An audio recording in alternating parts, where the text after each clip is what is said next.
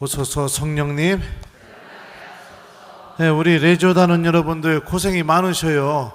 오늘 미사도 늦게 끝났는데 순환 성지주일이라 또 이렇게 아치에서 하니까 힘들어 죽겠죠? 그러니까 다 탈단하고 싶죠? 예? 그 탈단하면 편하고 좋은데 왜 탈단 안 해요? 예? 그래요. 여러분들도 탈단하고 나도 본당 신부 그만두고 그럽시다. 어? 근데 그럴 수가 없죠. 왜요? 왜 그럴까요? 나는 일반 신자랑 다른 사람이기 때문에. 여러분들 다 다른 사람들이에요. 왜 다를까요? 성모님께 봉헌된 사람들이니까 달라요. 그래서 다르기 때문에 어려운 거예요. 저도 제가 이런 얘기하면 모르겠지만 우리 동창신부님 지금 사제관에 계세요. 동창신부님은 사제관에서 저를 지금 애타게 기다리고 있어요. 놀면서. 근데 저도 거기서 놀 수 있지만 여기 올라와서 여러분들과 같이 묵주기도 하고 아치에스를 하고 있어요. 왜 그럴까요? 제 동창신부님과 저는 다르기 때문에. 왜 달라요? 저는 본당 신부니까. 그죠? 네. 뭐든지 여러분들 이 특별함을 내가 유지하려면 어려움이 있어요. 근데 어려움이 있지만 이 특별함을 내가 잘 간직하면 그 누구도 내지 못하는 빛을 낼 수 있는 사람이 됩니다. 많은 지금 레지오 단원들이 성모님께 봉헌된 사람들이라는 것을 잊고 살아갑니다. 짐처럼 생각해요, 레지오를요. 근데 사랑하는 우리 레지오 단원 여러분들, 교본에서 정의하고 있는 여러분들이 누리게 되는 은총에 대해서 생각해 봅시다. 세속 정신과 악의 세력에 맞서 싸우기 위해 하나님께서 선별하셔서 성모님께 여러분들 맡긴 사람들입니다. 당연히 악에 맞서 싸우는 사람들이니까 많은 유혹이 있겠죠. 악은 간절히 원할 겁니다. 여러분들이 레지오를 그만두기를 간절히 원할 거예요. 또 여러분들이 누리고 있는 또 은총에 대해서 생각해 봅시다. 여러분들은 봉헌된 사람들입니다. 요한 사도가 십자가 아래에서 성모님께 봉헌됐던 것처럼. 그래서 그 요한 사도를 통해 베드로가 반석 위에, 예수님께서 베드로의 반석 위에 교회를 세우겠다는 그 약속의 말씀이 이루어질 수 있었던 것처럼. 그죠?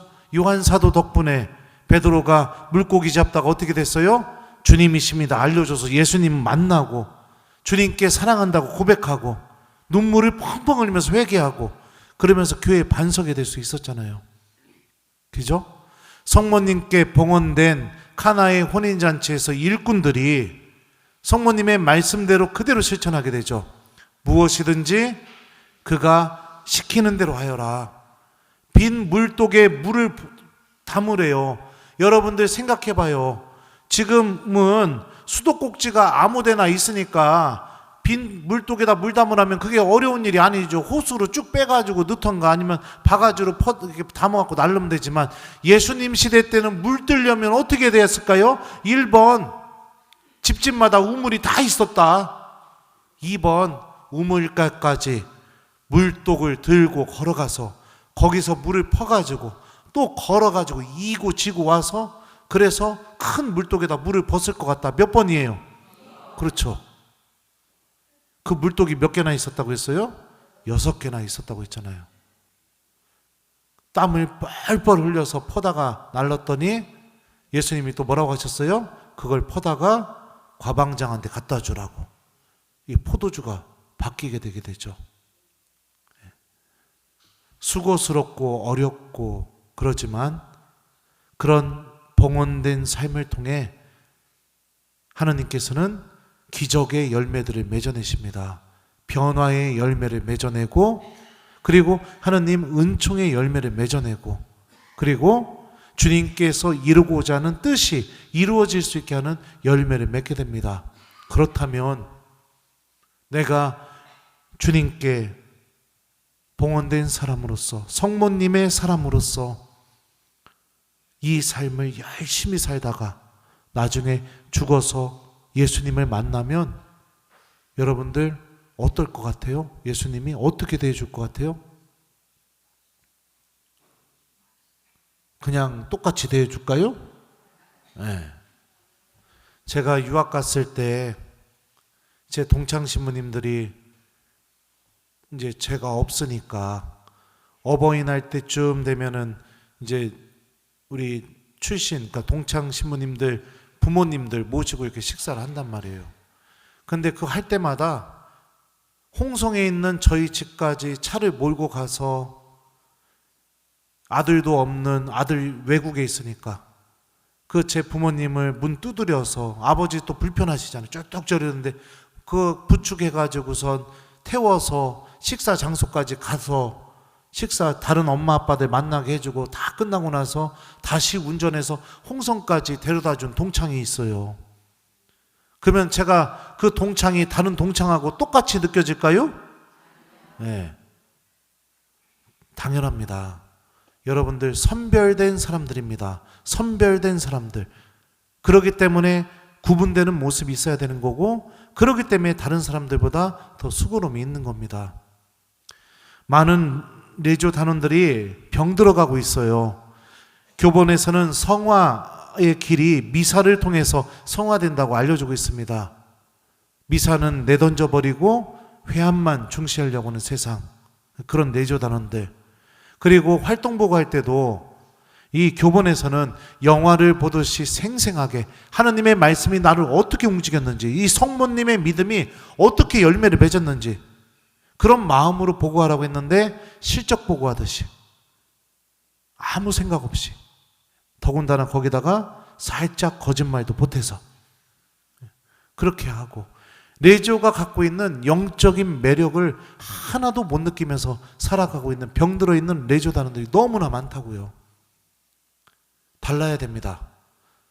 그리고 참 맛을 느끼려면요, 교본에서 얘기하고 있는 봉헌된 사람으로서의 삶을 살아가는 게 중요합니다. 왜 그러느냐? 교본을 읽어보니 아치에스 때 사제가 어떤 강론을 해야 되는지도 써 있어요. 사제가 성모님께 대한 봉헌의 중요성에 대하여 강론을 한다. 아치에스 때 적혀 있기 때문에 이렇게 얘기해 주는 거예요. 성모님께 봉헌된 사람들은 모두가 예수님의 신비를 깊이 체험하게 되었습니다.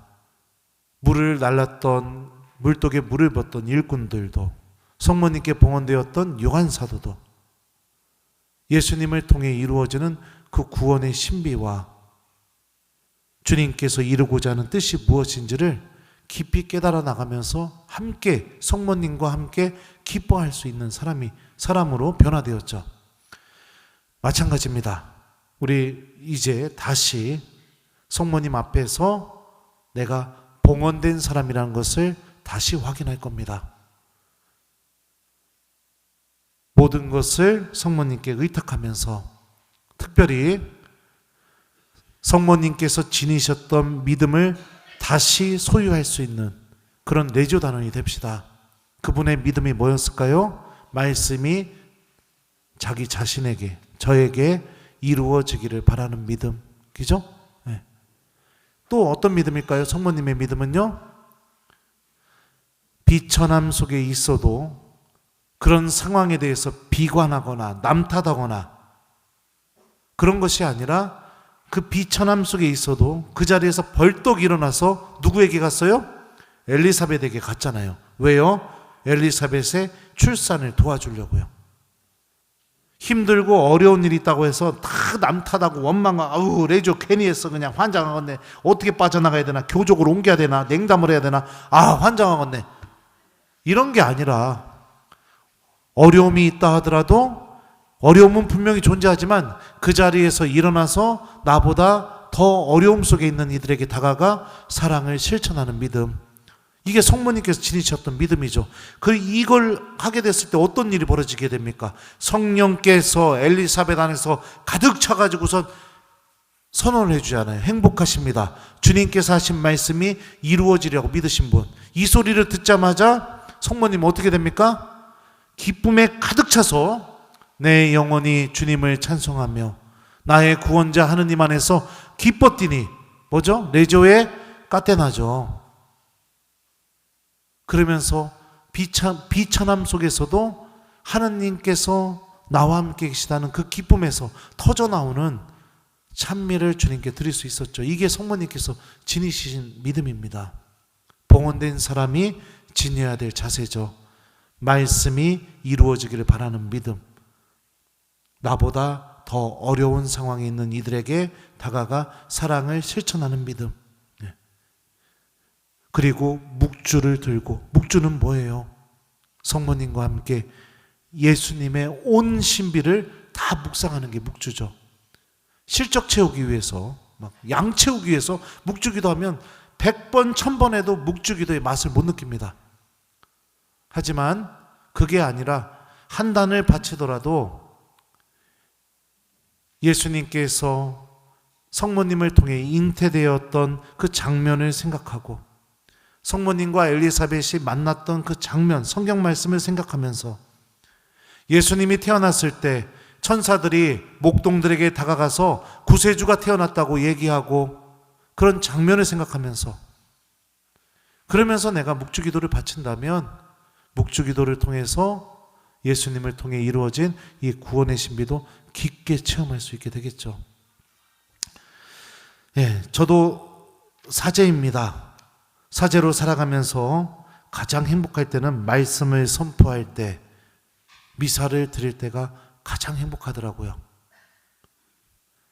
이 안에서 기쁨을 제가 찾으면 봉헌된 사람으로서 삶을 계속해서 살게 됩니다. 근데 여기가 아니라 예를 들면 어떤 예를 들어줄까요? 뭐 술단지 속에서 기쁨을 찾거나 아니면은 뭐 어떤 게임이나 뭐 이런 데서 기쁨을 찾거나 아니면 돈에서 기쁨을 찾거나 제가 다른 하나님이 계시지 않은 다른 곳에서 기쁨을 찾게 되면 사제로 사는 게 점점 버거워지고 힘들어지겠죠. 다시 우리 봉헌된 사람이라는 거, 나는 성모님의 사람이라는 걸 굳게 마음속에 새기면서 성모님께서 지니셨던 믿음을 회복하고 우리 본당 안에서부터 사랑하는 내조다는 여러분들, 세속 정신과 악의 세력에 맞서 싸우는 성모님의 빛을 드러내시기 바랍니다. 아무도 주님의 말씀을 기억하지 않습니다. 아무도 그분의 말씀을 실천하려고 하지 않습니다. 아무도 하느님의 방법을 선택하려고 하지 않아요. 천주교 신자임에도 불구하고요. 맞서 싸운다는 것이 뭐예요? 그것이 틀렸고 레지오 단원만큼은 하느님의 말씀을 기억함으로 인해서 변화된 삶이 무엇인지를 보여주는 거죠. 말씀을 실천하는 것이 나에게 어떤 기쁨을 가져다 주는지를 보여주는 거죠. 기도하는 삶이 얼마나 나에게 은총을 주는지를 보여주는 거죠. 하느님을 선택하는 것이 구원으로 걸어나가는 것이라는 것을 보여주는 겁니다. 이런 방법을 통해서 본당 안에서부터 세속 정신과 악의 세력에 맞서 싸우는 겁니다. 여러분들은 특별한 부르심을 받은 사람들입니다. 우리들의 봉헌이 다시 새롭게 되어서 성모님께서 우리가 묵주를 들고 주님의 말씀을 들을 때마다 하느님의 그 사랑과 신비를 깨닫게 해주시기를 우리 어머니이신 성모님께 간절히 청하면서 우리 RCS를 기쁘게 잘 마쳤으면 좋겠어요. 성모님께 봉헌된 사람이다. 우리 이렇게 기억하면서 RCS를 기쁘게 우리 거행했으면 좋겠습니다.